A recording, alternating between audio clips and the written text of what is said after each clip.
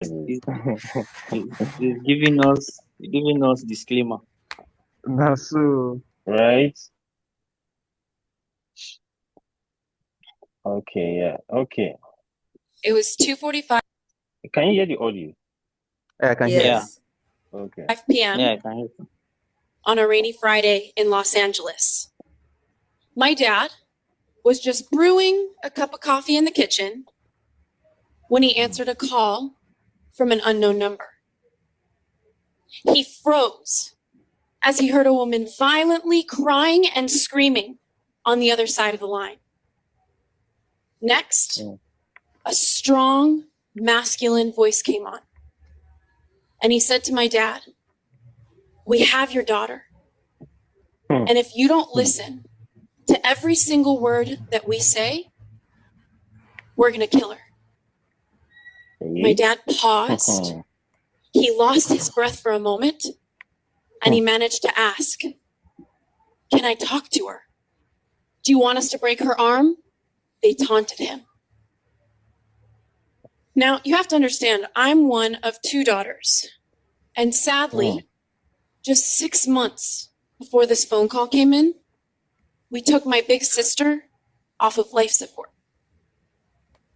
I'll never forget the day that she died. My dad looked at me with this grief, with this heartbreak, bigger than the entire sky. And he kept repeating to me, saying, "Now, I only have one daughter left." So as anyone would when they're in fear, he gave his power away and he desperately said to the kidnappers, "This is my only daughter. I'll do whatever you want." "Are you alone?" the kidnappers asked him. And in that moment, he locked eyes with my mom across the kitchen, pressed his finger to his lips, silently begging her to remain quiet. And he said to them, "Yep, I'm alone," as he scribbled on a napkin. He wrote, "Go outside, quiet, call 911. Ashley's been kidnapped." My sweet mom, she hurried outside with her hands trembling, and she managed to call 911. Meanwhile, my dad was being commanded by the kidnappers. "Get in your car," they said to him. "You're going to the bank, you're keeping us on the phone, and you're going to pay a ransom. And if you don't cooperate, we'll be sending you her body parts in the mail." My mom let the police know to meet her at the bank, and she tiptoed in the car so that they wouldn't hear her. The conversation in the car to the bank was all over the place. In 1 minute, they were asking my dad how his day was. In the next minute, they were threatening to rape me. They pulled up at the bank, and my mom went to meet the police officer. And meanwhile, my dad stiffly walked into the bank with his phone on in his pocket, as promised, so that the kidnapper could hear him wiring the funds. Meanwhile, as all of this was unfolding, I was actually sitting in my quaint little Beverly Hills office conducting a podcast interview. I remember throughout the conversation with my guest, kind of seeing my phone light up across my desk and not thinking much of it. And it wasn't until my guest left that I saw a slew of missed calls. And more simply, I saw one text message that I'll never forget. It said, "This is the police. I'm with your family. Please call." Now, in my early 20s, I worked in counterterrorism at the Pentagon. Wait. Who? So who's the kidnapper? Nobody. Scam now. Nobody's with it. Na scam. Oh. Yeah, the product my is fear. goodness. Yeah, it's based on fear. What? What? Yeah, it was a scam. And you know, she wasn't even wow. responding to her phone. So it makes it more Yeah, it Exactly. made it worse. And then I think when I saw this, but I'm just thinking about it now. Wow. Now that I'm listening to it, the police called the kidnapped victim to Yeah, say, that was dangerous. That was like, actually dangerous. that was Yeah. like, okay. Yeah. But I'm If also she was not Yeah, sure. really that's kidnapped, But if she was but really I'm kidnapped, yeah. that would I'm have also spelled her doom. That was not smart yeah of them. No, yeah. I'm also not I feel like sure. they might Maybe have it was suspected that she was not They yeah. pinged kidnapped. they pinged her phone, right, to find out she's probably not there or something like that. Yeah, Yeah. maybe. Yeah, that I was trying But they to won't have figure known out. Like, the kidnapper's location either, Location, because right? kidnapper just called. Unless mm, what they've done is, Oh, they since tapped. the call is on, they've traced the kidnapper and Yeah, then they've okay. traced her own number and found out they are not in the same place.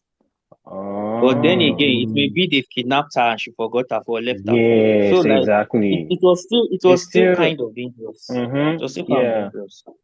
yeah. That's okay. another thing that was like, that really confused me. But I was following the story and I was like, I thought she was the one being kidnapped.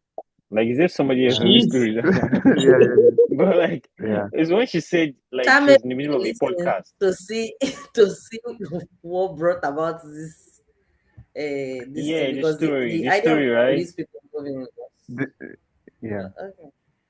Yeah, it's like this is the first day, like I've not really watched so many, but this is like first one that is starting really this hot. Like I'm like, Yeah. where did you How carry does me it to? how does it even relate to the topic? Like The to even title, you are right? trying to connect it. Yeah. Yeah, like she came in really, really hot too. So let's see what she's going to say then. Gone in Washington, D.C. So believe me when I tell you that my imagination of what could go wrong is so colorful. But in that moment, I've never gotten a message like that, thinking that maybe whatever was on the other side of that text message was going to ruin my life. So I sat there and I mustered the courage to finally call.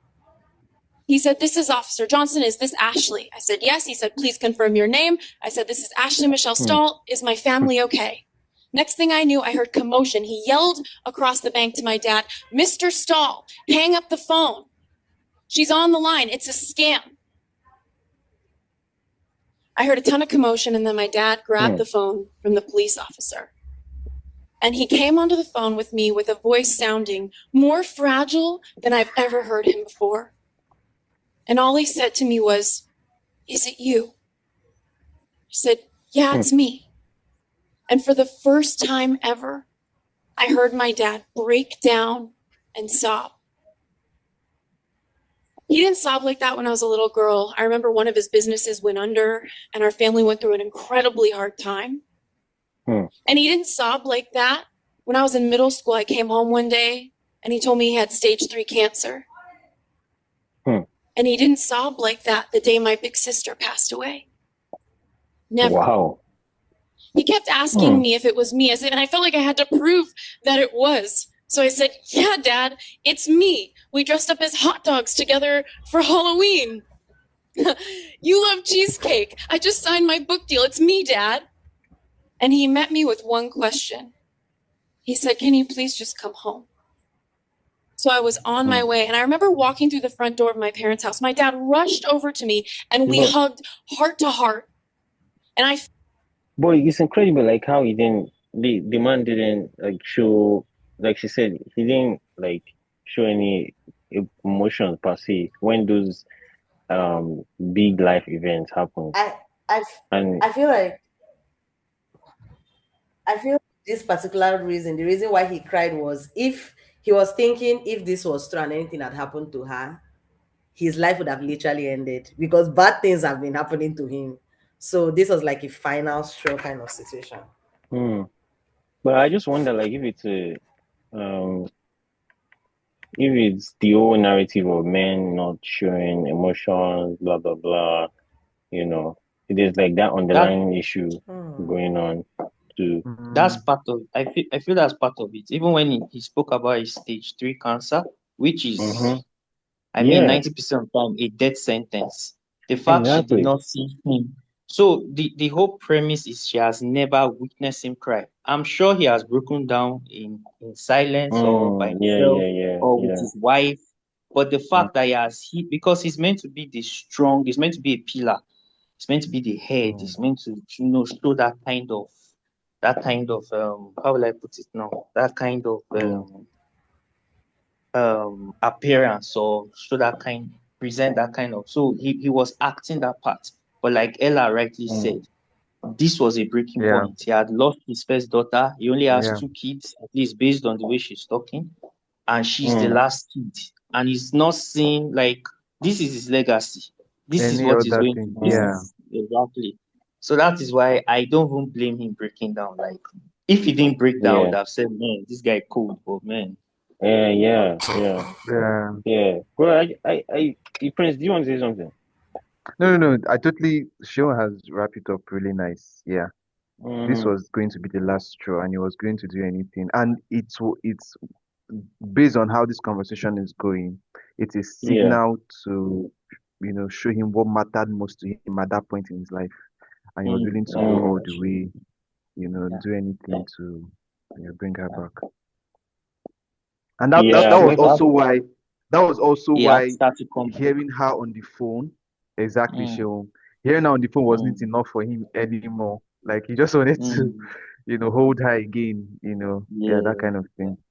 valid. Yeah. That's true. yeah, for me, I just feel very like it just for me it just touched a part of my heart where it's just like how much of this is because when I interact with I was interacting with this woman the other day that the last time I met her, her husband was still there. Like this was like a month ago, right? And so I went to a place and then I was like, "Where's your husband?" And then she's like, "He has gone to the hospital." Because I like he was already showing the signs, right? Like before, even before that. And then she was like, the conversation ended up being the situation. Of, oh, why is that men? There's a lot of women that have their husbands just gone, and she was like, that she doesn't really know, but I mean, I guess that's just what happens.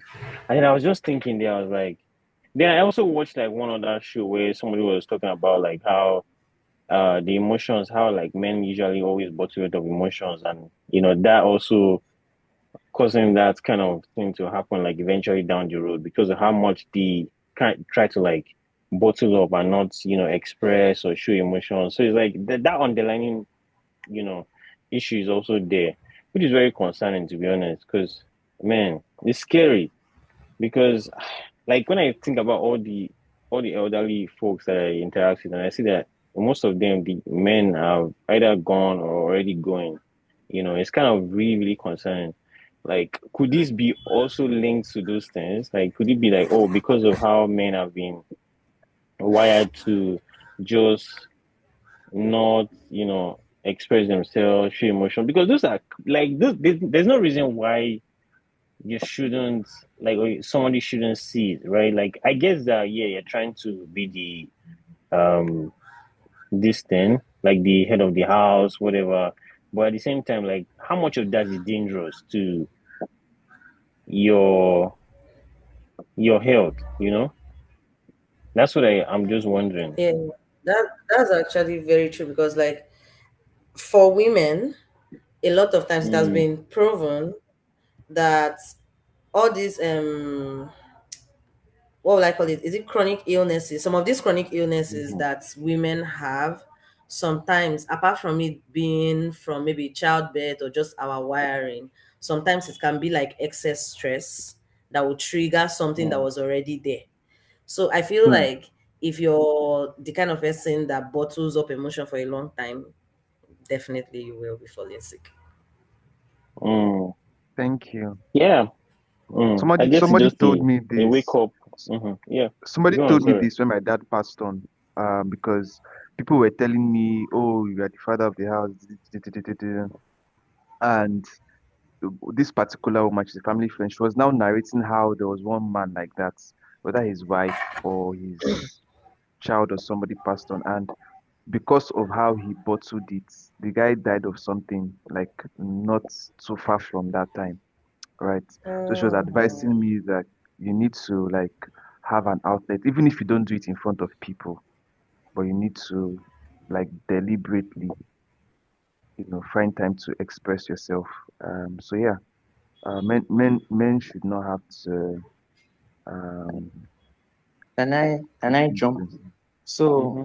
my dad has always had, Mm, I've always seen him as this strong pillar and strong figure. And there's because we live together, there's a lot he has been sharing with me, a lot that he has he has done for the family that I did not know. A lot of things that I attributed to my mom, but it was actually my dad. Wow. A lot of Wow. things, like how far he has really gone.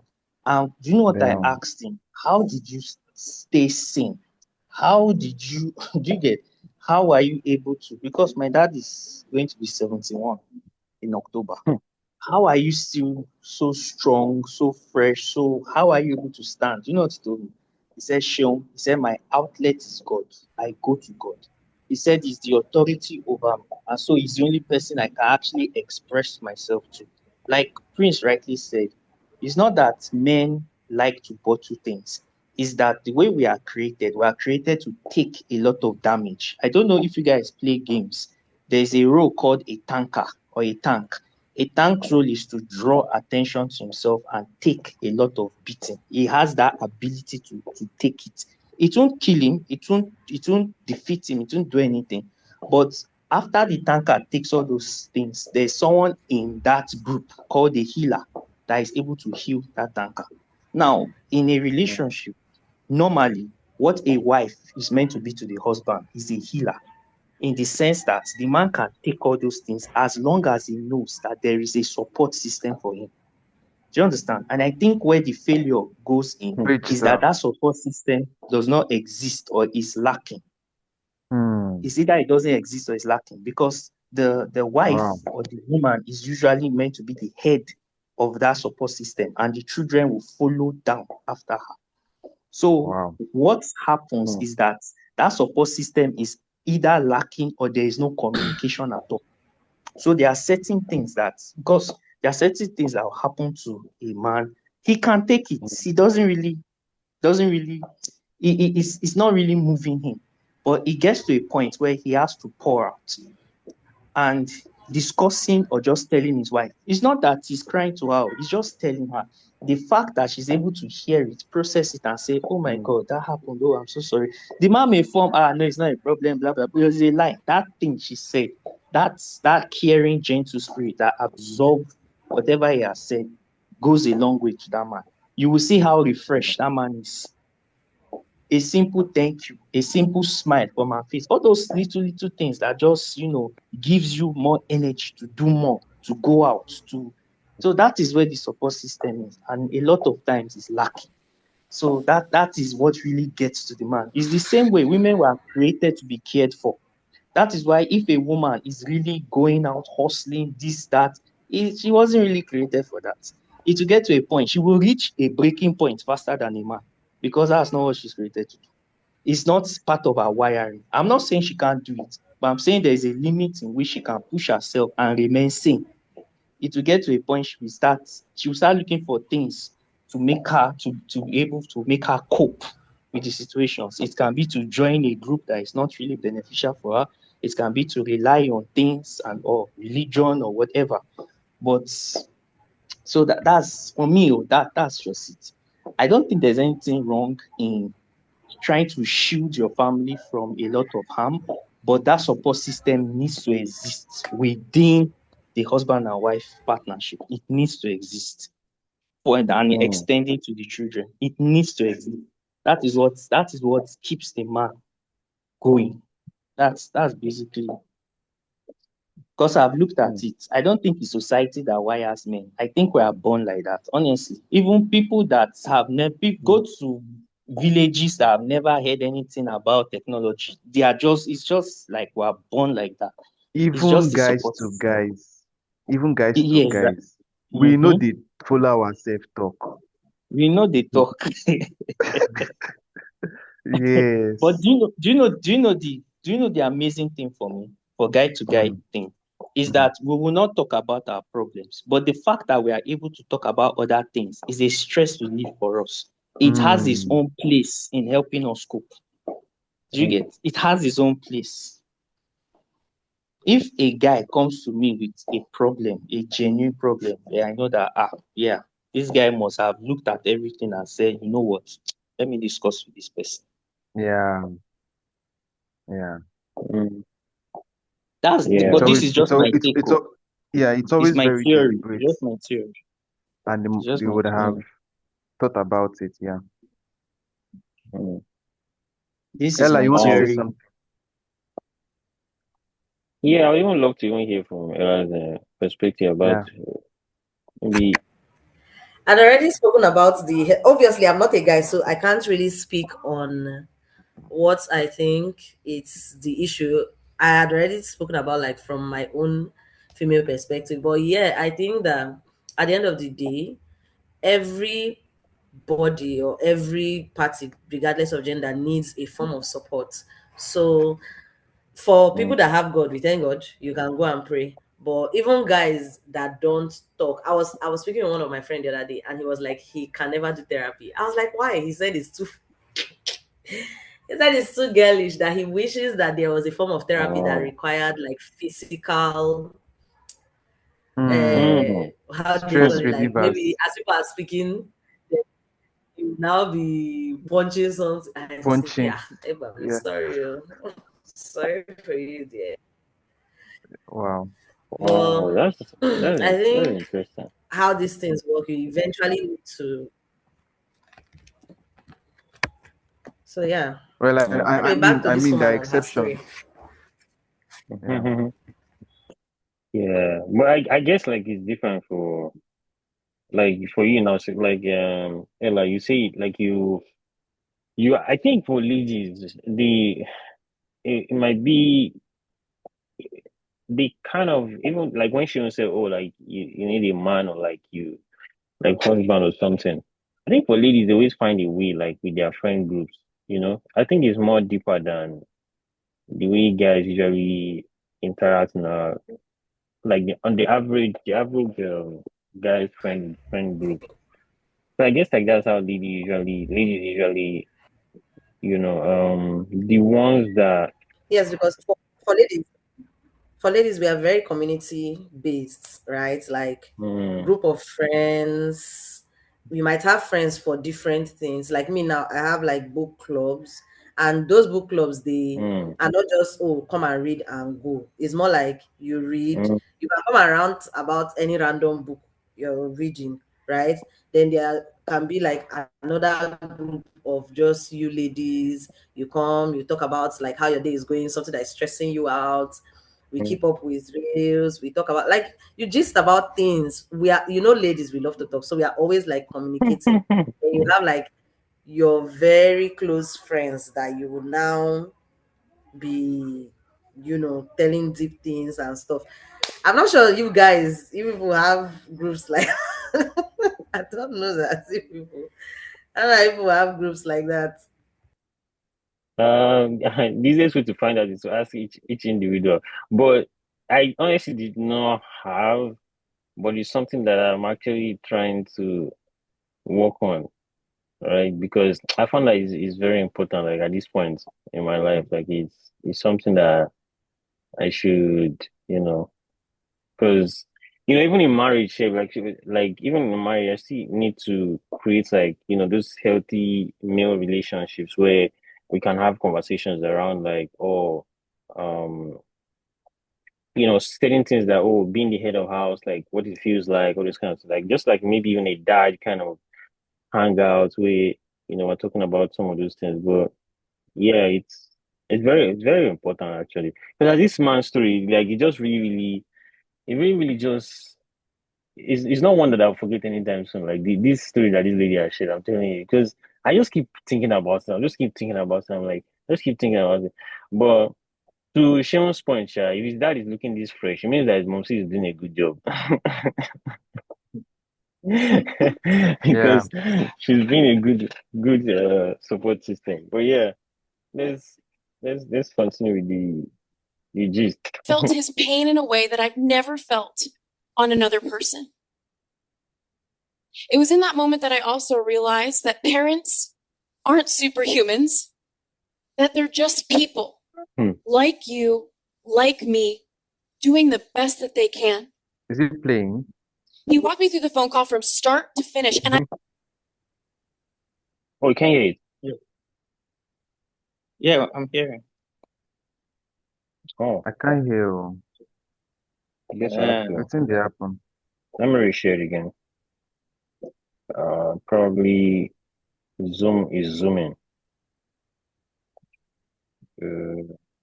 Toby, I never hear this your Canadian accent too. What's going on? You supposed to give us some one or two. Uh, make it the dazzle us. That I've never Can you hear it now? This man.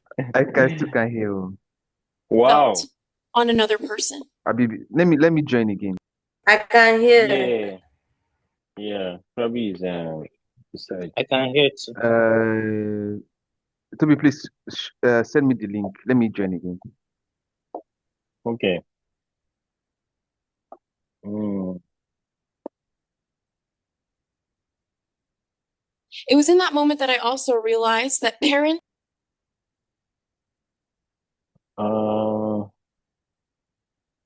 What is this a gun friend?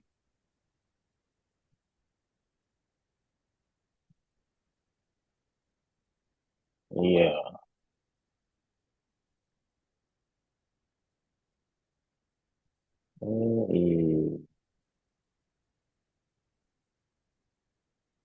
Okay.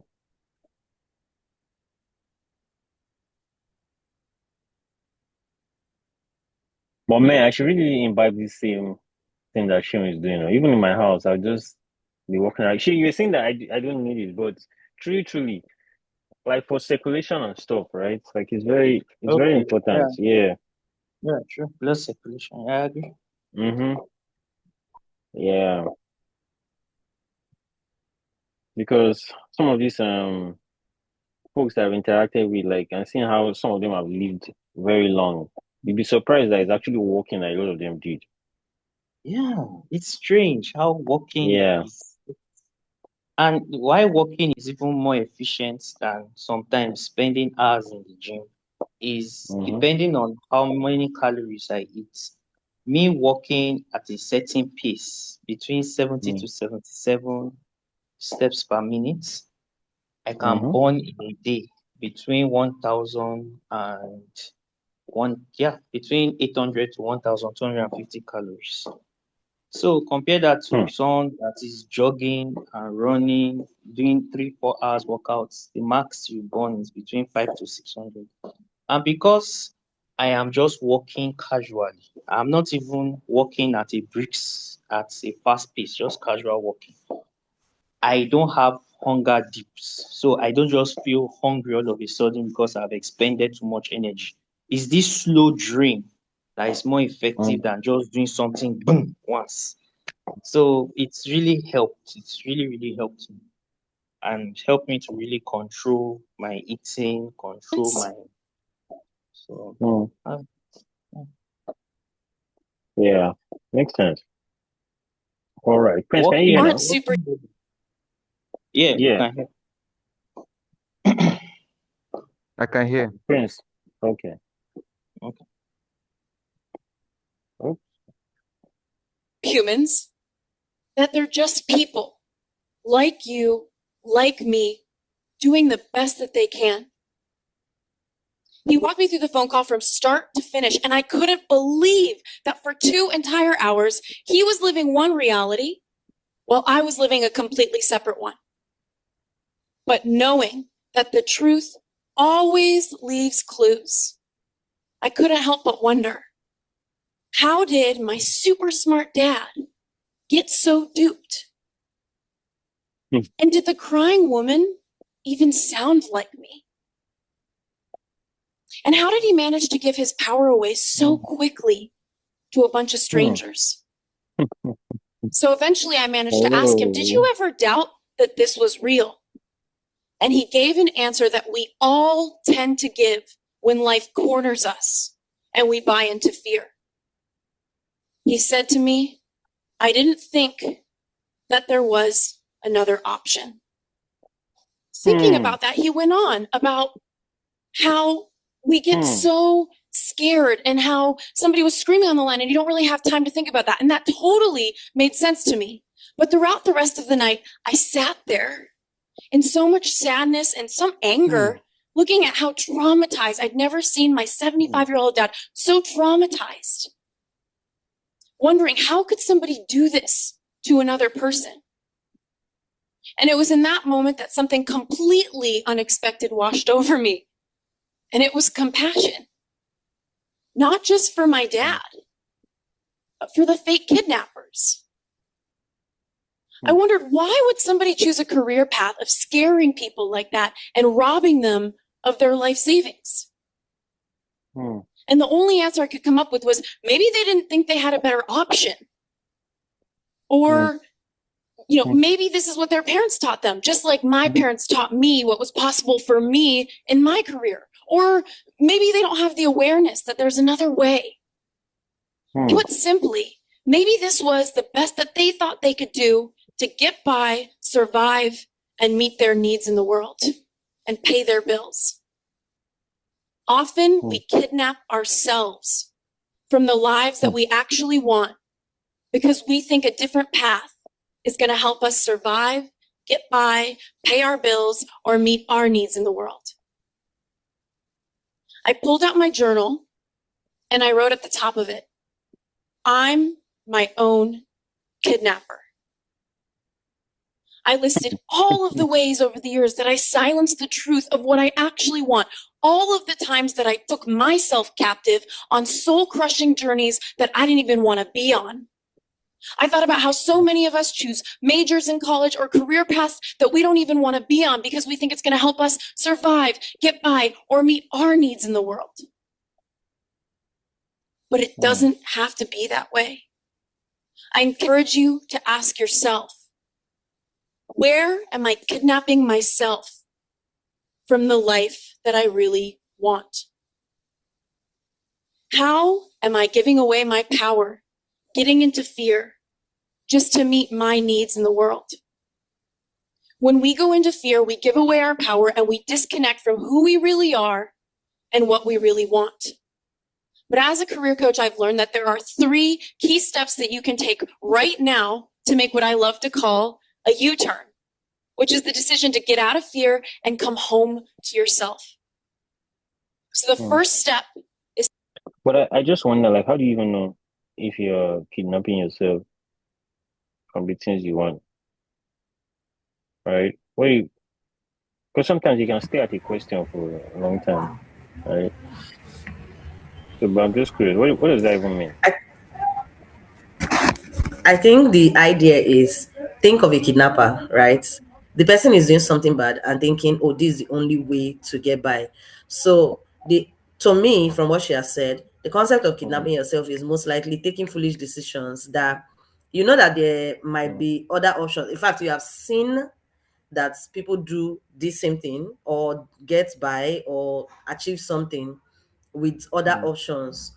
But for some reason, maybe based off of how life has happened to you or something, you just feel like taking this foolish decision would be better for you. So I'm going to use myself as an example. I'm praying to laugh because I've been disturbing throughout this week with my house hunting journey. But let me use my house hunting journey as an example. So coming to Ibadan was a very big risk, and I've not had a proper place to stay due to 1 or 2 reasons. Now, when you're house hunting, you'll see different kinds of place, and it would have been easy for me to say, oh, this is my budget, this is the Ella, house that... Ella, can I pause? You? Is it this Ibadan, this thing? I thought you were going for a trip, like you actually relocated permanently there. Yes. Oh wow. Is it job related? No. I literally just packed my bag and moved. Are you kidding me? Okay, now I'm very interested. Continue. Yeah, invested in the story, right? So this is very interesting. The emotional investment is there now. Ella is the definition of this topic. You know, she knows what she wants, bro. Oh yeah, continue, Ella. I've been like looking for houses in different places, and because of the timing I had, because I actually need to move out from where I am before the end of August. This week was my last week. If the person was going to give me grace, it's like till Tuesday, but I literally had to move out this August. So, because you might be wondering why I'm saying the person instead of Bimbo, but Bimbo and her landlord had an issue with their house, so I had to like squat. I had to move from there to another place, and this person is not like my G like that. So it's I'm just pitying you to take you in for a few period situation. Anyway, so I was seeing different houses. They've taken me to bush and different places. Now I could easily say, based off of, let me just take it for 1 year, and then I would, after 1 year, I would find a place, or I could stay in a flat, which is not what I. Okay, I will expand my budget. I don't have the money, mind you. All these things I'm doing, one single naira I don't have. I will expand my budget and look for places that are not necessarily up to 1M, but can afford me to stay in one place, even if it means me taking a loan, because I work, so I know I'll be able to pay back. So after a very long while and spending unnecessary money in agent's fee, I think day before yesterday, I just prayed and said, God, I beg, like, I need this house. And I was like, I need a particular sign to show that, okay, this is my house, because if I continue looking for houses, I don't want to take something out of desperation. Now, if it was like a kidnapping myself situation, I would take a house that is not necessarily what I want, but it can help me get by eventually. Maybe I can manage till 1 year. And I'll be uncomfortable in the situation. I will be sad in the situation. I will hate living in Ibadan. I'll most probably even consider going back home in that 1 year. Do you understand? But I decided to wait it out. I eventually saw the house that is my house, and I was telling Princess today that it's a very funny thing, because you see the shirt I'm wearing, it looks pink in this video, but it's way darker than it is. This is my favorite color. They don't paint houses in this color normally. Like, your front house can never be, a landlord will not build his house and paint it this color, but that house is painted this color. Literally. Yes. That house, the front is painted, like the other part of the house is painted ash, but the entrance of the house is painted this color. And when I came to the house, I was like, what was the landlord thinking that he painted a house that he wanted to rent out this particular color? And the ash is your secondary best color. Yes. Do you understand? So I was like, you know what? That's just it. When I got into the house, I was like, this house is cool. I can see how I can organize the house. Like, immediately I entered the house, I could see the way I wanted to organize my own house. I was like, cool, nice. So at the end of the day, kidnapping situations like terrorism, you don't know better. It's either you don't know better, or you can't see better, or you feel like, let me just take it. Just like people that say they want to study medicine, and then because the school gave them something else, or maybe because they feel like medicine is too hard, or they had seen the number of years and they're like, let me just take something else, sharp, because at the end of the day, na BSc I define. You get. So yeah, that's my contribution. Make a no. Honestly, thank you for the practical example. I really love, because at the end of the day, because I had to just write down as Ella was talking, it's about desperation and survival, and settling for a life that's, um, if you settling for a life, telling yourself that you have no better option, right? Sometimes it can mean you don't want to go all the way for what you really want, right? Or then you think that you just conclude rather that it won't just be possible for you, to go all the way, something like that. Yeah, I love this that's topic actually. nice to think about, really, man. Yeah, I really love this topic. To do a self audit. Really ask yourself, where am I holding But then, like, myself what's the balance captive? with you living your life optimizing for like ideal achievements that you're looking for, and you saying, okay, you know what, I want to let me start from somewhere, right? Like, what's that I balance? have a feeling like that same question was on, or something similar was in Shion's mind already. How did you know this? I just had you feeling. I just don't know. How did you I know? just You get like it's all nice and cool when you saying things like holding yourself bro, first where you want to be. hung, But where you want to hunger be needs money. day. You need money, oh. You need funds, Yeah, you need connections, you need years yeah, of experience. There are so many things that you yeah. need. So that's why I didn't say anything. And I'm glad Prince brought up that part of it yeah. also. Mm. I'm also glad. I feel like Yeah. like I hope she gets to it, but life is Mm. always in phases. Life is in phases. Okay, I have See, a thought. I have a okay, thought. okay, okay. Mm. Go on, Ella. Go on, Okay. Ella. All right. So this question is actually true because at the end of the day, you cannot achieve everything you are looking for immediately Optimize. at the same time. Mm. Yes. So for example, now, still using this house situation, the dream house I had, like what I wanted to start with, is not necessarily this, like in size, is not the size of the house. I was telling Prince that the house is smaller than what my plan originally was. Like the size of the parlor I wanted, size of the bedroom I wanted, and stuff like that. It's a bit smaller, but the location is okay for me. And even when I moved to Ibadan, the way I had planned my movement, it didn't work like that because I was moving with the president that, oh, Ibadan is not as expensive as Lagos. So this money I have saved now, I can use it to do one or two things. Let me tell you something. Have you been shocked before?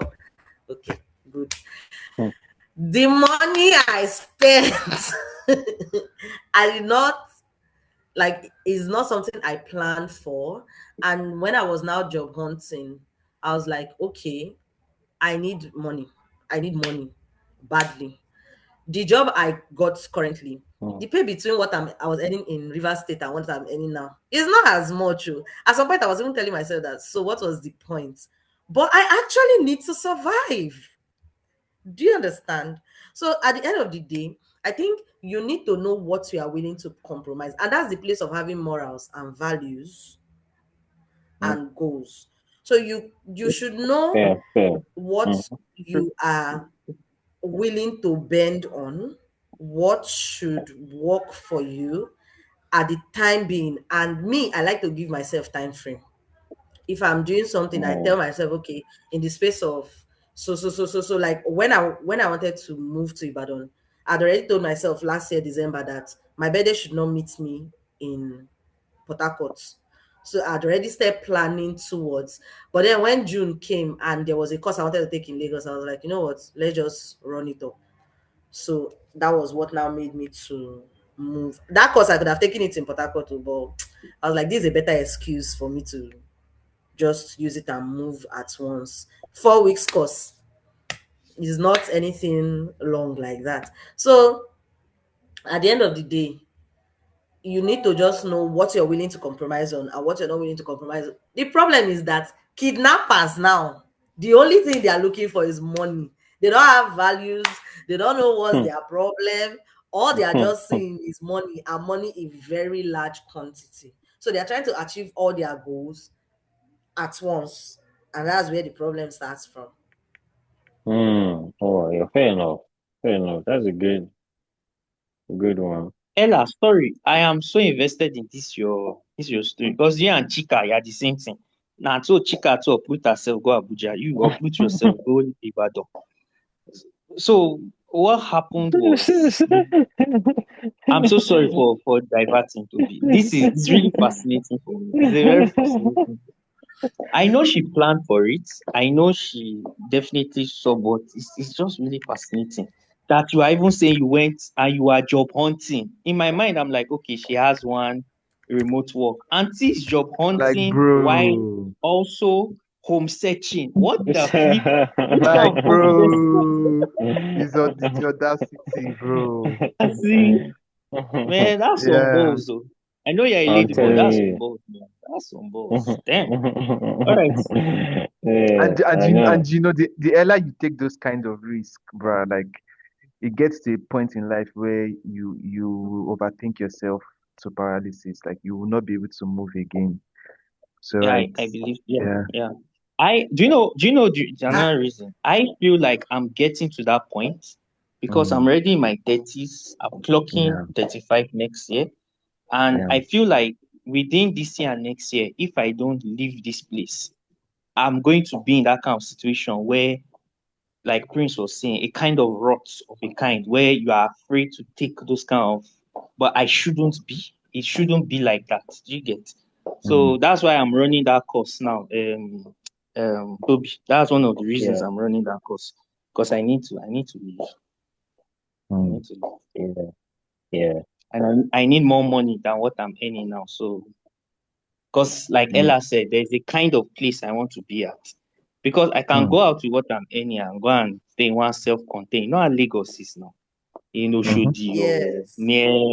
near this thing, going towards Covenant. Where is that our road again? Toby. That road where they Yeah. lead to Ogun State. Alta, Ota. okay, If you go, but I'm like, no, there is a standard I want, and the kind of standard I want, there's kind of money I need to earn. And that's the money I've been trying to chase, but I found out that this writing thing just has a limit. For I don't know if it's for me, I don't know if it's my style, but I'm like, you know what? I'm going to pivot again and see how far. So yeah, Oh, Ella, Oh, kudos, oh, yeah. well pivoting done. forever. Oh. Yeah. Pivoting Pivoting forever to his because like brain.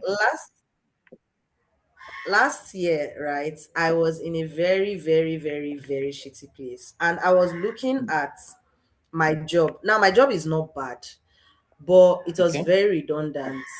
And Hmm. it did not That's give your me the accounting job, Abi. ability to learn the things yes. Accounting in Ella, itself is not redundant, but that particular company, job. Yeah, they yeah. love to do things like old method. I was still imagine you are still using papers upon papers. You Are can't you do kidding? You are anything. still using paper. Ah, that one It was don't. crazy. Man, Like you know, I did why? accounting too, There so were I so can many. relate. oh you did accounting, Sean, There Yeah, crazy, my were so BSc and many. MSc was accounting and finance. damn, I pivoted out because I'm just like, man, I can't do this. I don't know how my dad cooked, but I can't do Mhm. this. I know Sorry, Ella, someone who continue. was, I know someone, and I have a friend, sorry, who was the best graduating student from accounting Oh from this wow. Bishop Oedipo School, Landmark University, Yeah, where I used to covenant. be. Okay, She landmark. finished, Okay, okay. yeah, she finished as the best graduating student, 4.7, and went Wow. into music and Ah. poetry. And Eh. she told, and she's the last born. Her brothers are doctors and all. Like she just told the family that she's not doing again. No, she's a creative. May they leave her. Till today, she's doing it full time. Full Wow. time. Wow. Like That's crazy. crazy. You. It's just like my friend from uni, where his father forced him to read accounting. And after he finished with a 2-2, he presented his father with a certificate, relocated to another state, and He started his said music that production presented You his business. say father with present. this. He presented it to because he said it's not for him. He said it's for his father. No. Hey, wait. Oh I don't know man. That's if you know him. crazy. Oh. He's a bit popular in the music industry. His name is Gifted Frebo. Liquid Mix. That's what they call him now. Liquid Mix. Mm. Oh. He's based in Warri area, sha. That's his like Benin Warri. That's his like home base. But Anyway, yeah. Yeah, yeah. long and short, I like to have that kind of audacity to say, oh, this is the path I've Mm-hmm. been, Yeah. and Honestly, because I'm like starting. I was Yeah. I was looking at it and time is going. Like, obviously, I'm not old or anything, but I know the things I wanted to do, and I know the things that are now my passion and how the abilities I want to have. And I was like, this place takes up all my time because I work 8 to 6 and I don't have time to do what I need to do. You are just stressing me out. I was like, Mm. time to move has come. Money, I don't really have I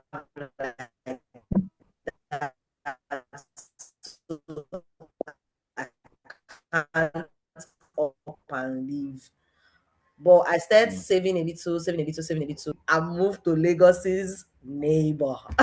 And that's how I decided that Ibadan was where I wanted to move to. But unfortunately for me, when you're planning something in December, between January to June, anything can happen. So situations arose that made me that the money that I was supposed to save did not save up to the level I wanted it to save. It was now a situation of will I keep waiting or will I just up and jabs? I packed my bag and up and jabs. My friends were asking me, Ella, where are you going to stay? I said, don't worry, when we reach there, we'll know what we're going Ella, to do. are you firstborn? Are you firstborn or lastborn? Or Migi? I am. Oh, I'm firstborn. You're first. Ah, I'm that's first some one, courage. I'm mad. Audacity Pro Max, I told my bro. people As that in Audacity I Pro told my Max. people that all the money that they are asking me for, they should give me 4 months break. They should take care of themselves for like 4 months, even though they still call me and I still do what I can when I can. Mm-hmm. But I'm like, Mm-hmm. I actually need like 4 months. It's even my brother that took my now that I'm thinking of it. Now in school, collect my savings money. But yeah, I told them to give me like 4 months. And when immediately I landed here, I started pouring in all my efforts for house hunting, for job searching, because the time I'm in my third month now. So by next month, I should have gone into the house. I got a job this month. I should have gone into the house that I've gotten next month, and then I'll be a little bit more settled to do other things. Wow, come on. That's That's very interesting. I yeah, love very it. interesting I story. love Yeah, it. actually, it is. It should be a blockbuster. Let's see what this. This means being This my honest with mind yourself about where you are, what's working for you, and what isn't. So let's learn how to not And if you think kidnap about it, we ourselves. come into the world, our natural state is with so much love, creativity. Think about kids, they have inspiration. And yet over time, we're taught to fear. And fear is a necessary inner alarm system that we all need to survive in the physical world.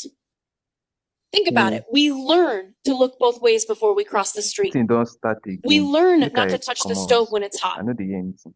We learn not to talk to strangers. But over time, we get hurt. Life throws us curveballs. We learn to stop taking risks and start being afraid. We get afraid to put ourselves out there. We start calling ourselves practical or realistic for making choices that seem responsible, when really we're just so scared of criticism. And if we're being really honest with ourselves, people who call themselves realists are often just dreamers who got their hearts broken somewhere along the way. So how do you make a U-turn? You do a self-audit. That means You come home to yourself. My popsy got his heart broken.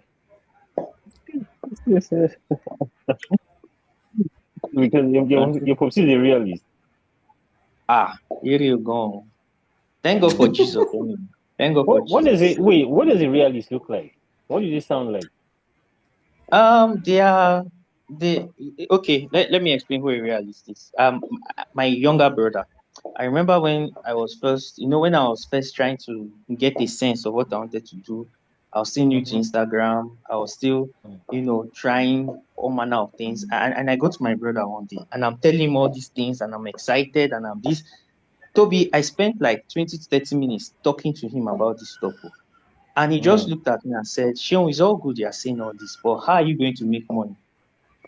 That's a realist. He just brought me back to it. Uncle, all these things you are talking about is nice, but we know the main reason why we are doing all this is your money. So realists are like people that always like point you back to where the things that matter, the things that matter for survival, the things that matter for you to preserve yourself. So Emphasis on that's how I survival. feel like, it's survival. I feel like as a person, we should have a mix of both realism and dream. You can have a bit of both so that you are not overshooting. At the same time, you are not trying at all. It's not like you are not trying at all, but you are not going over and beyond.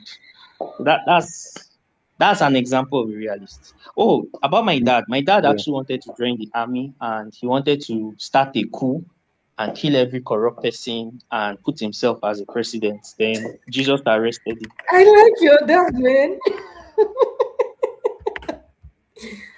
Hey, Jim.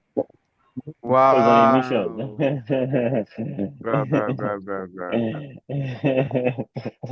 That one na So he realist pro. wanted to That one na join. realist pro max. He had an uncle that heard him talk, and that uncle was like, "Nah, this guy can't join the army. Two things will happen: they will either kill him, or he's going to wipe out everybody if he gets to the top." So that uncle just stopped him from getting it. So he now thought to himself, "Okay, if I can't go and kill them, I can use my words." So he wanted to be a journalist. But then he wrote to schools. He wanted to read journalism. They gave him accounting. He's like, what the heck? No, they gave him biz admin. It was like, what the? So he did the biz admin. And then when he came out, he's like, okay, so how is he going to do it now? He now said, you know what? Since I can't destroy and reinvent Nigeria, I'm going to be this money making, this genius, best in the industry. So he went to do ICANN, he passed, and then he started targeting being the youngest, the youngest that. And it was around that time that Jesus arrested. So Oh, wow. Another very interesting story. Wow.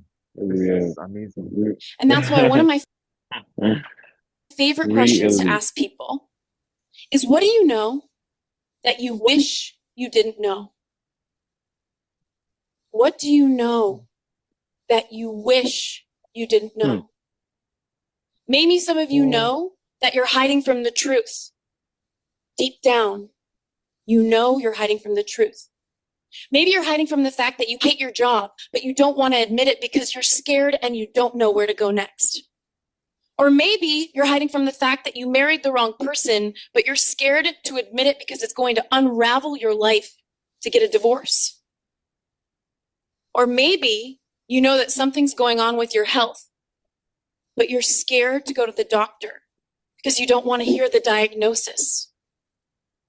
Whatever it is, tap into what's deeply true for you. Seeing things as they are, not worse than they are, not better than they are, but as they actually are. In order to figure out what you really want, you need to see the truth of where you are. And maybe right now you feel pain bubbling up inside of you as you look at what's true for you. But know this: pain is often a trampoline that will launch us into our next stage of life if we're willing to let it. The second step is to follow your freedom. Follow your freedom.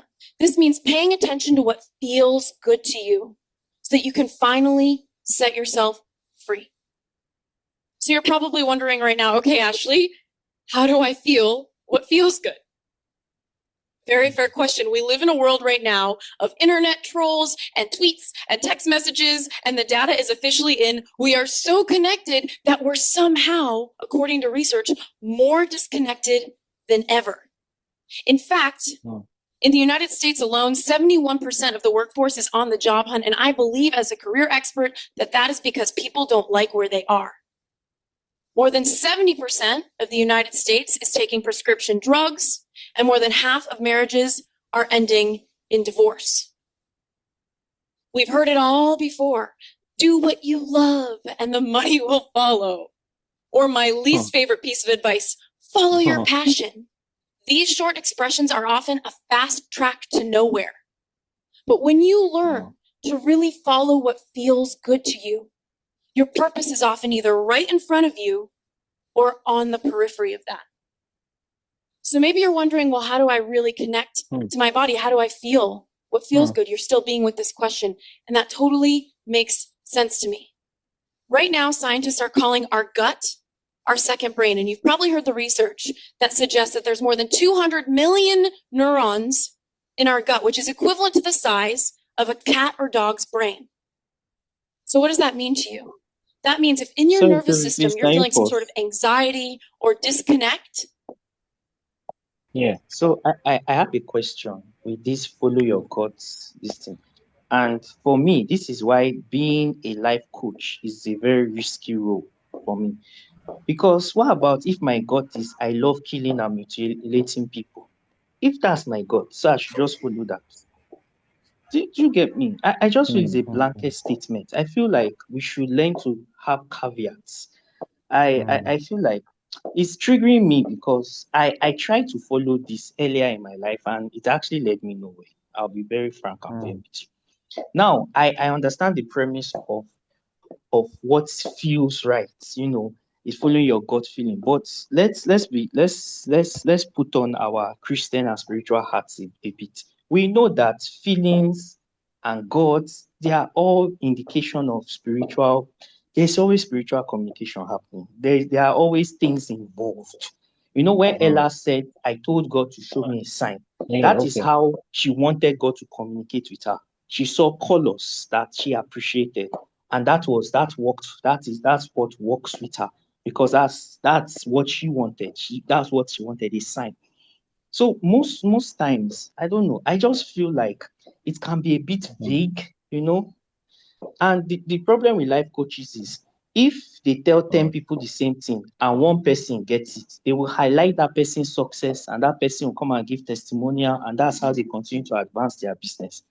But I feel like you need to be like a God-like figure, like a God mode figure, to actually help people figure out these things sometimes. It's not always black and white. It's not always, the answer may not always be inside. The answer may be somewhere else. I'm just saying, because in my personal experience, how I got direction was God. Now God lead me, because I don't know if I told you, Toby, growing up, I had no desire to be or do anything in life. People will say I had nothing. I was just like this blank state, to the point that I thought that I was going to die early because I didn't have I didn't have any future this thing. I wasn't looking anywhere. I wasn't thinking of my future. I wasn't even thinking there will be a future. That's how I grew up. I wasn't mentally disturbed though. I was okay. But I didn't have anything. I didn't have any passion. I didn't have any love. I didn't have those things. I had things I liked, but I didn't have anything that would say, like my younger ones now. My brother always loved tinkling with computers and the advice in going computer. My sister was always someone that she learns things fast. So they say, why don't you do something that you can use your brain, consulting? So she used petroleum engineering first. She's now into consulting. The last born too. She loves fashion. She loves planning trips. She loves doing, today she's working in booking.com, one of the big booking companies. So they all found something young. I didn't have that. I literally had to pray to God daily. I had to start asking God, I beg, why you create me? Because me, I no even get direction. It got that bad. And I know I'm not the only one there.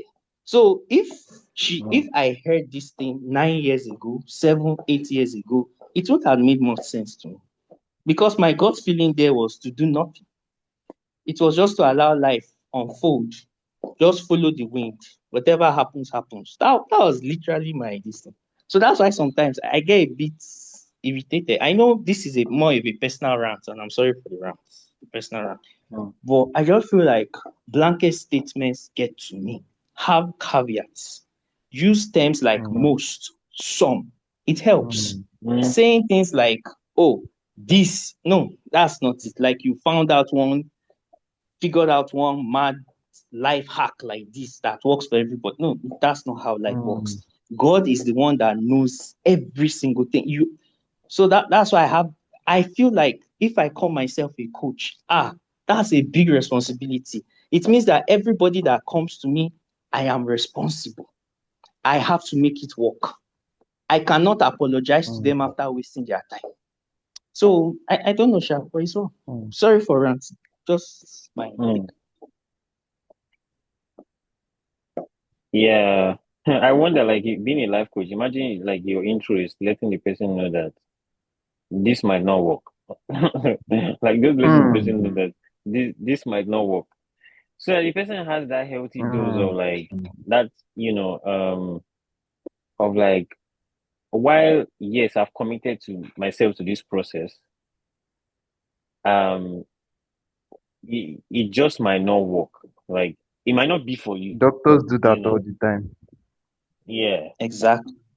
So I relate to what she was saying, like, and when you're saying something that I really like relate with them with some of the things that you said, and especially the like we should have those limits to statements like that, because truly people that it doesn't work for will feel some type of way about it. Like, wait, if this thing is true, then why is it not true in my own? Like, why doesn't it seem true in my own case, right? So yeah, I agree that you're supposed to use statement like might, some, and is that communicates that okay, Or it's yeah, this can be yeah, an alternative, this can be a mm-hmm, sign for you. yeah. But the funny It's thing is that something when you you can ask these people consider. that use, yeah, when you ask people that use those statements, it's exactly what Shion is wants them to see that they actually mean. But the thing is that language, we have to Mm, communicate, like you have to communicate it. Like, so for example, you hear a person saying all women are trash. Then you get close to mm, the guy and ask him that, guy, why would you say that your mom trash? He's like, no, that's not what I'm saying. I'm saying that some. I'm like, okay, so why didn't you just say that some in the statement? Because yeah, what you are passing across is too yeah, blanket of a statement to be making. Do you understand? Because me, I know my mm, mom is not trash. You know your mom is not trash. mm, So why are you deciding that all women are trash? How did you come to that conclusion? Do you mm, understand? So, like, it's one of those things where, like, people have to just, we get stuck in this, like, we kind of like repeat, like, whatever, like this group thinking thing where everybody's saying the same mm, thing, but we don't actually pause and say, wait, is it true? Like, is it like, or what has to, okay, even this statement, it sounds true, but it's not true. So, what do I need to, yeah. like, change in the statement to make it true for me? And it's like, oh, some, okay, most, some, stuff like that. But so I agree with this thing. It can be very painful when somebody that is doesn't something doesn't apply to is like, why is this person making this kind of thing? Why are you speaking for all men? Why are you speaking for all women? That kind of thing. That's another thing that I found Yeah. in conversations with like men, and they say teaching sermons, even preachers, they use the way they're like all men. I'm like, all men? Like, how do you know? Have you met all men? Like, how do you really know? Like, you're not God, right? So you can't use those, you can't speak on behalf. I see podcasts where men or women are speaking on behalf of all the women and men. I'm like, ah, like, have you met all the men? How do you know these things? Have we had conversations with you? you know, especially on that Ebuka and Banky's podcast, when they say, oh, then they start using all these all men. I'm like, oh man, this guys, relax, man. It's not all men that think like that. Yeah. So, yeah, it's a very good point, actually. Very, very good point. That's a good, To, very, very strong point. Yeah. It's a yeah, very strong point. good point, good point. So let me give, I mean, since Sean brought this up, the need to filter things through spiritual undertones, especially as believers, right? Mm, Because there's one time I saw this online and it made a lot of sense to me. The book mm, of Luke. Is it the book mm, of Luke or the book of Acts? I think it's the book of Acts where Luke wrote the book of Acts and then he was writing, to referencing. I don't know. I'm trying. I hope I don't paraphrase, but he wrote Luke and he wrote Acts, right? And then he was talking yeah, to, is it King Theophilus Yeah, that Theophilus. Yeah, yeah. it seemed good to him after seeing many other accounts of Jesus Christ and what he had done, to also put these accounts together. I think it's the book of Luke to also put these Yeah. accounts together, you know. Mm. And when I look at that example where it's not the right direction, like okay, Luke said it seemed good to me, right? Maybe it was actually revealed to him, and that was the way he expressed that leading, that, oh, it seemed good to me. I don't know, maybe that's another way to say it. But the point is, it may not always be like a grand revelation. It could just be like a nudge in your heart, or like this woman calls it, a gut feeling, you know. Because I mean, there are other people who are not. So this is another side of the coin. There are other people who are not believers that God has brought. You know, for instance, technology. Some of these people are not even believers, but what they've built are useful for believers. You know, and you know, some of these they may not be as spiritually inclined and all, but they followed some of these should I say principles that seem to work. All right. So I like Sean said, it's not a black and white thing. And then we should just be able to say, oh, this can be a pointer, or this is what has worked for some people.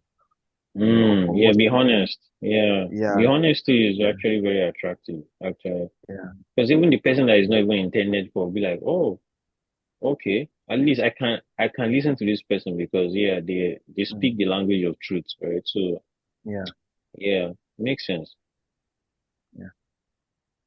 Some nerves, So something I feels think off, to I trust think it Ella because has you're something wrong with her network. Yeah. Oh, it's true. I've not been She's, hearing her. Okay. Yeah, I'll I've reach out sent to her. her Let me your message her. body is a messenger. she said it's network. She just replied me. Okay. Yeah.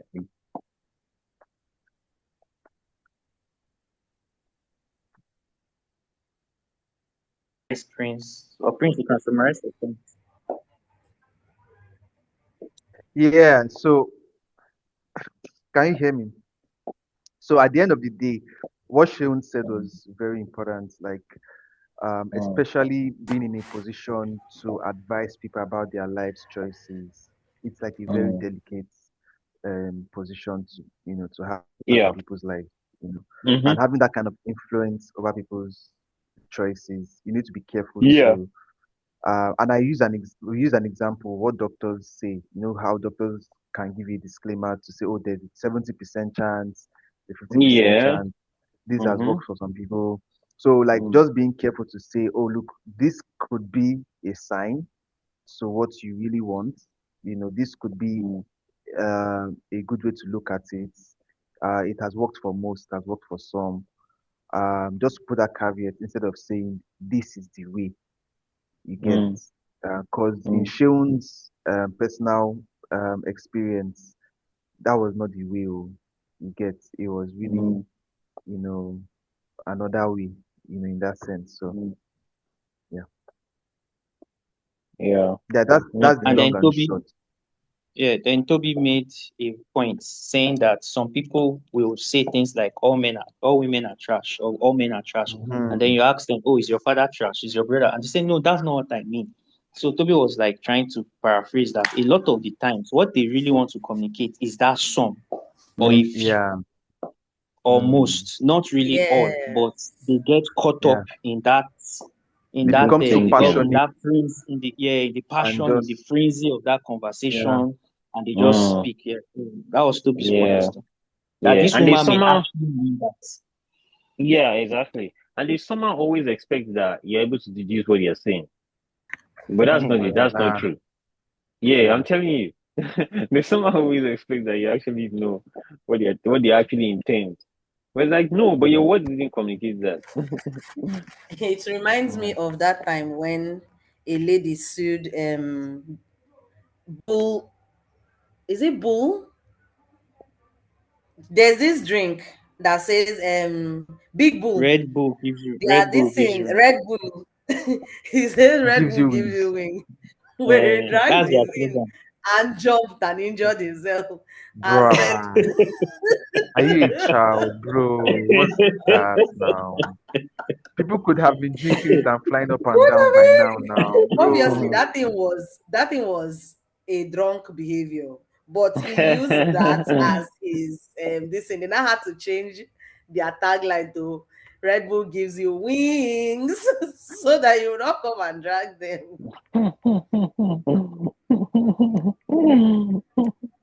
I remember, I think I heard of that, about that actually. I think I read about it. All right, so Yeah. Ella, you've got to. Yeah. All caught up. And it is constantly giving you feedback. In my early 20s, when I moved to Washington, D.C. to work in counterterrorism, I didn't know if that was going to be my ultimate career path, but something about it felt good to me. And guess what happened on the periphery? I succeeded in my career. I learned how to master the job hunt, and I became a career expert. And guess what happened on the periphery of that? I became a published author, my biggest dream. In a world of climbing the corporate ladder, 5-year plans, and unnecessary degrees, we are all striving for something that is so unrealistic, and it's perfection. But who you are at age 25 isn't going to be who you are at age 30, and it certainly isn't going to be who you are at age 40.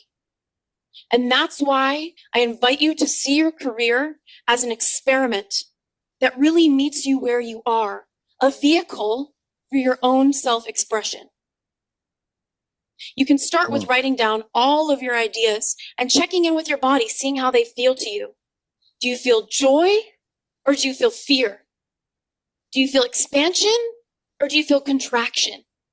Do you feel liberation or do you feel suffocation? That's why one of my favorite tools to recommend people that they use is called a joy journal.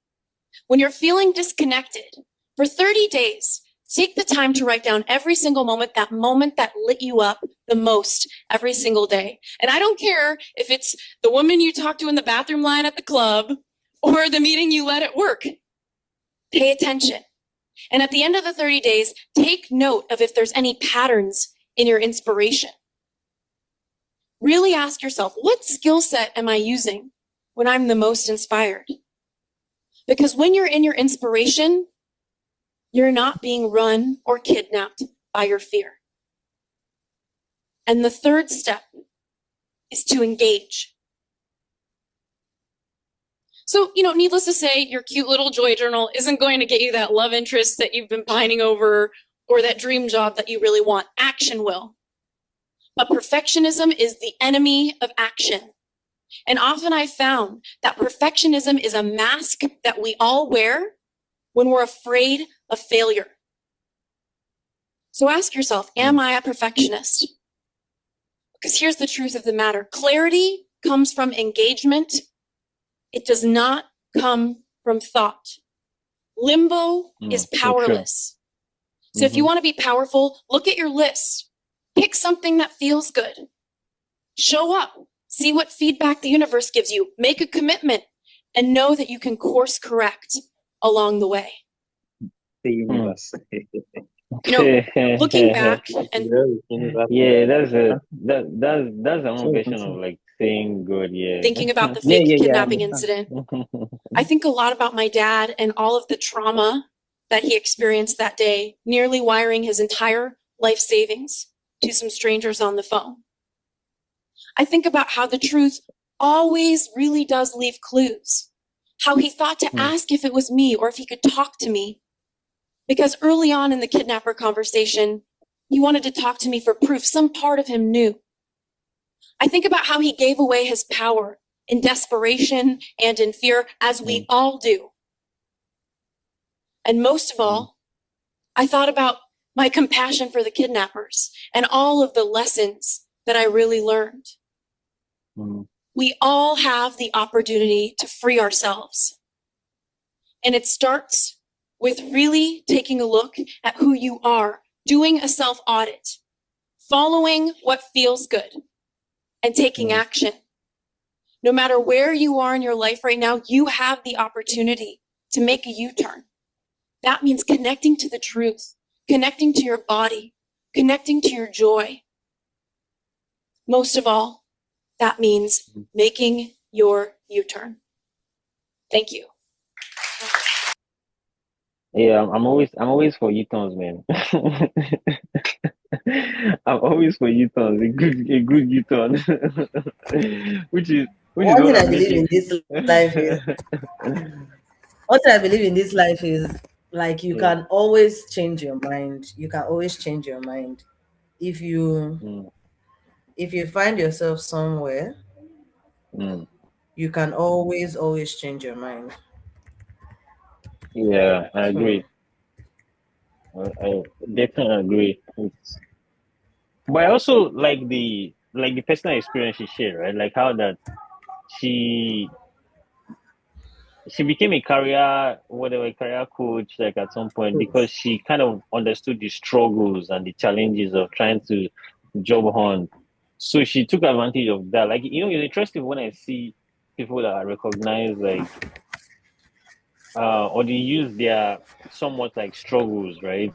And then they use that as a way to create like a career out of it, that kind of thing, right? So, but it was interesting for us to have observed that, oh, wait, oh, I struggled with this thing. There might be somebody out there that I could possibly help with what it is that I know after going through this particular challenge. So it was interesting that, you know, even though the job that she eventually got, she likes the job, but the process to getting the job was like, you know, what really, really, you know, she ended up creating something out of. Which another very interesting thing is that it's something I'm also learning this season is that like learning to love the process. It's very easy to see in theory, but like it's challenging, right? It's challenging to do.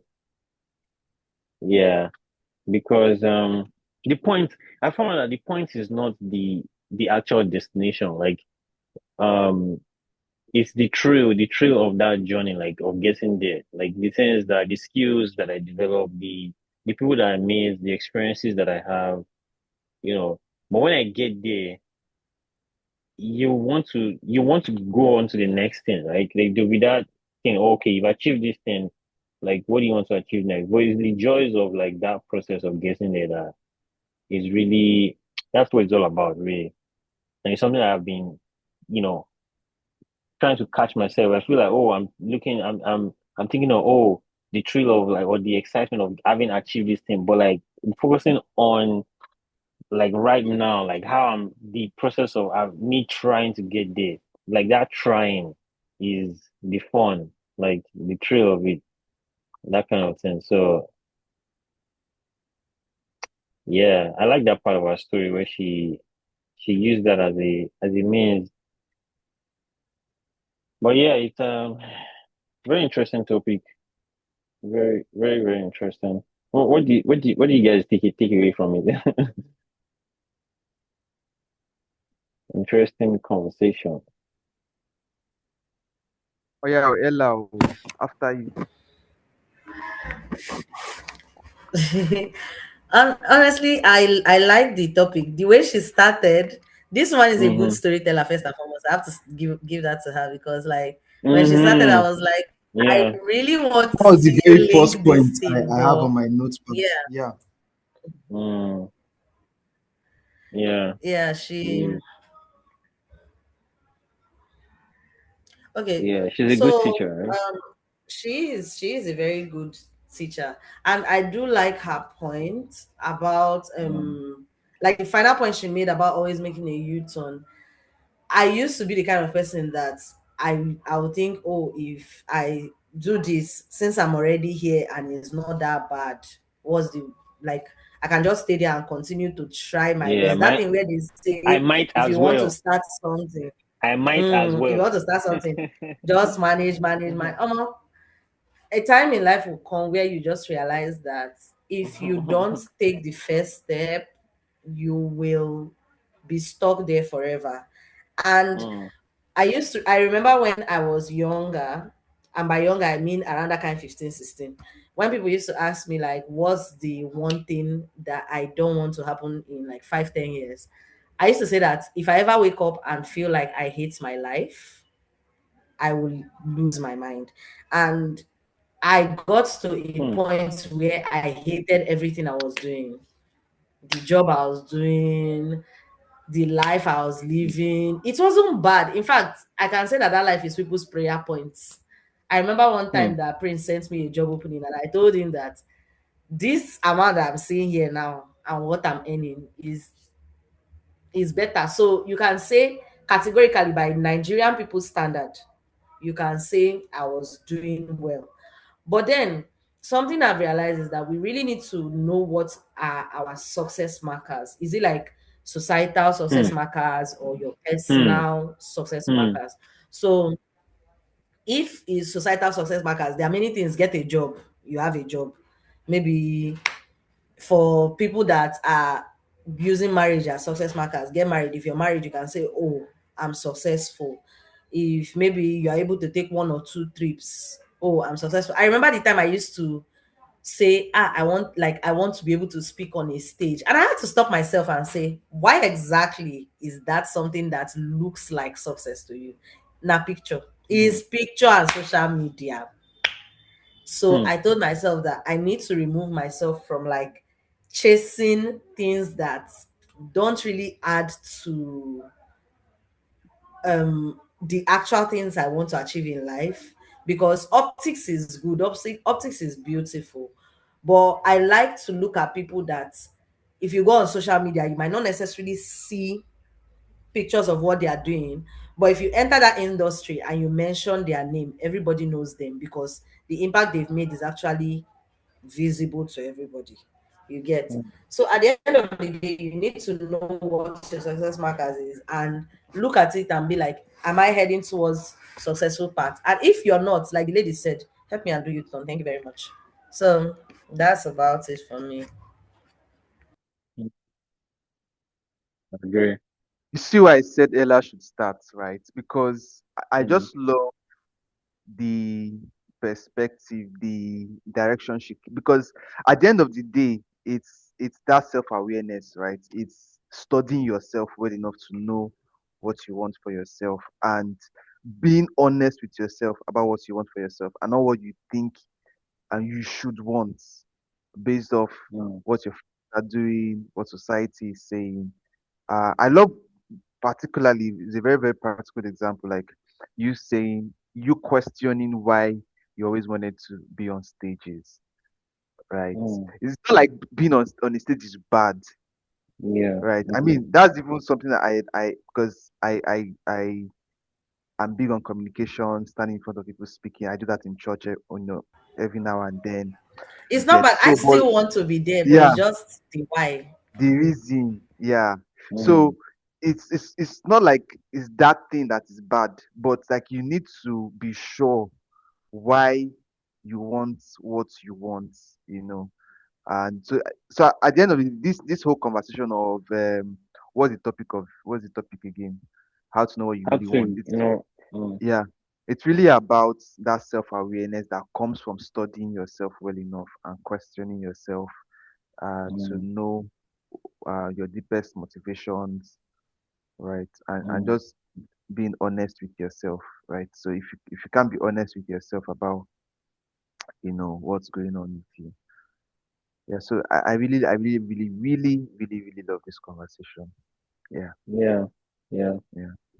From a creative standpoint, like I off the page, I was like, it was I love when somebody is able to carry a particular theme and drive that theme throughout the course of the conversation, and then now find beautiful way to end it, like tie it back again. Like, so like you take the beginning and you merge it to the end, but in the middle, like you're doing a lot of like segue, like where you're like, so you're actually talking about the kidnappers, and then she segued into how we are like a kidnapper ourselves, like where we hold ourselves captive and we deny ourselves of certain things because of fear and all those things. And then she now, drove it back home again at the end. So like, from a creative standpoint, I think it was very creative, and like that for me is like, I always just enjoy seeing more of those people doing stuff like that, so that I can take that example now. Like for the way she did, like the whole thing now in my creative way is like I'll find like it just continues to solidify that part of my brain where it's like, oh, when an opportunity shows up where I can actually use that thing, I would remember moments like this and say, oh, yeah, the way she did that thing beautiful. How can I tie this and tie this and tie this? That kind of thing. So, like, from a creative standpoint, it was very, very beautiful to watch. I'm telling you, it was very beautiful to watch, really. But yeah, amazing, amazing, amazing conversation. Good and good pick, Prince. Because Prince actually picked this. But this was really nice. It was fun. It was nice. It was Thank, nice. Sean, any thank, last? thank, thank you. Yeah, Yeah. I was going to ask if she has something. Oh no, I'm good. The only thing I'll Mm. just pick on is that Ella's success markers. I'm going to steal that language from you. I love it. And I struggled to define for my life because my success marker Mm. is so weird. One is that I am comfortable. I have money to live a comfortable. I'm not the person that wants to travel to 10 countries and do speak and do. I'm not. I genuinely just like the quiet and comfortable. Like I can afford what I need, what I want. I'm happy. Mm. And Mm. another thing for me also is that a life where I'm able to impact people, whether in person or through what I do. That's one thing I've always chased. And for me, that's one of my biggest success markers. And that is why I ran with that so long until I realized that money really is a constraint. And I really need to sort out this money issue first before I can Mm. go further. Mhm. So that's how I see money. I see money as a tool to either to obviously have bills to pay and I have a livelihood I want to live. Even with Mm. all I'm saying, there is still a standard that I want, even Mm. with all Mhm. I'm saying. So that success marker, I'll take that, I'll steal that from you because that gives me a word to use now if I'm talking Mm. to other people because I find it hard to explain those things. Because sometimes they're telling me, you don't do this. What about it? And to me, I'm a very easygoing, straight, simple. All these things you're talking is not. That's not what it's doing. Do you get? That's not what it's Mhm. doing. I'm not saying that because my mom was saying that. What about if your wife is this and she's that? And I'll say, see, I have no problem supporting or even accompanying people that want to do this as long as it does not hamper my own value pillars, moral pillars. I don't mind. But that I'll be the Mm. one. No, now. I want to impact. I want people to grow. I want to show I want that I can influence, I can be positive influence into them, whether it's education, whether it's financial, whatever. And I know that's the path God is pointing me to anyway. But again, like I said, I need money. So, and I need Mm. partners. So I need to network. So, and to network safe, you need to go out, you need to engage, something that I'm still not Mm. yet doing very well. So these are things that so I that's just my own. That's success marker. As for the U-turn, I made my U-turn in 2019 when I left accounting and decided to go on a spiritual, literal journey. So you So abandoned me in this accounting life. I Wow. I left accounting in 2019. I left it, and God knew I needed confidence. So for 1 year, I was building, I was reading, I was entering writing competitions, and then from there, I started writing articles for people, building confidence, building how to interact with people. From there, I went into YouTube while keeping some of those writing contracts. So it's been like Toby said, it's been a process, and now I'm here taking another. I won't call it a U-turn. I'll just call it a detour. So I Yeah, mean, yeah. Mhm. so that's all, sha. But Mm. yes, like you said, from a creative point of view, the woman she speaks well. She speaks well. Prince, as for her using herself as an example, is because she has not accumulated experience yet. Me, I have a policy. I feel like before you start talking and advising people, I feel like you should get to a certain point in life, a certain place. I don't think she's too young to do what she's doing for a certain set of people. She's not for everybody. Do you understand? Yeah. She's for a certain set of people. But you know, there's just something that comes when you are a 50 or a 45 or a 40 or even a late 30-year-old, and you are sharing some things, not just about you, but what you have seen in the industry, what you've experienced. Why? Because you've accumulated experiences. So she will get there. She will get there. She will get there. Just That, that's the best she has for now. mm, that's a very polarizing topic. But you know what we'll do? I feel like that success marker is a very like the conversation on its own that I feel like it'd be very good to have a watch around. So Yeah. if Sean you can find us the a kind of like success marker You want? ish talk No. TED talk or something that we can have a conversation around. It will be a good topic No. actually. Very very good topic. Yeah, yeah. No. It's giving me the Yeah. assignment to go and find the video. Man. Does it have to be a TED talk? Well, it can just be about anything actually. It can be it can be a show And or do I whatever. have a But deadline? that's a good question. Um, Yeah, because if you just leave me alone, Toby, I will not get back to you. 3 months, you will chase me. yeah. End of month. End of month. Yeah. Okay. End of month. You find us Toby, the video and then we watch. Yeah, Ella, you want to Toby say sabi, something? Toby sabi follow up. Oh, he go press your neck before I find this topic.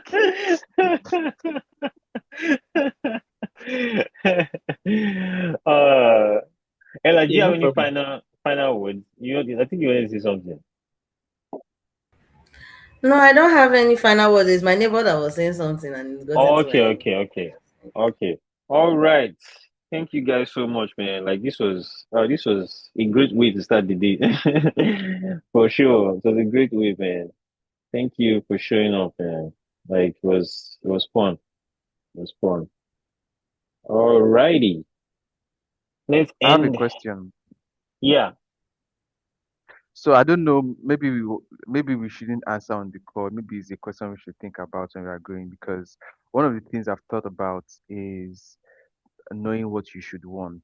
Because the truth is, Mm, there's this saying that man is a product of influence.